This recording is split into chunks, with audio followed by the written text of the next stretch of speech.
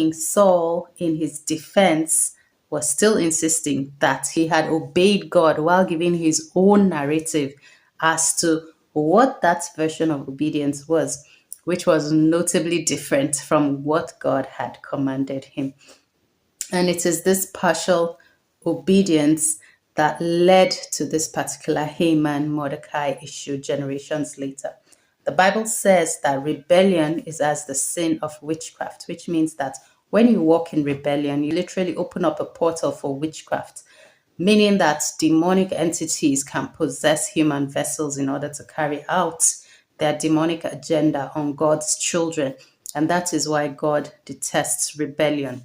Okay, the demonic spirit that was at work through King Agag found expression again through Haman the Agagite, who is believed to be a direct royal descendant of King Agag, because that bloodline was not completely wiped out.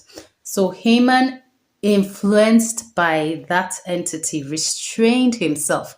Rather, he used his deep hatred for Mordecai as a foil in securing that annihilation for all Jews. Again, at their weakest and most vulnerable time, because at this point they were exiles, in captivity, scattered across different nations. And that happens to be the demonic pattern of that deity, always attacking God's people at their weak and most vulnerable state. Does that sound familiar to you? That's the scheme of the enemy, always against God's children. He's always looking for that window to take God's children down. And so Haman endured watching with great contempt as Mordecai stood upright daily at the gates.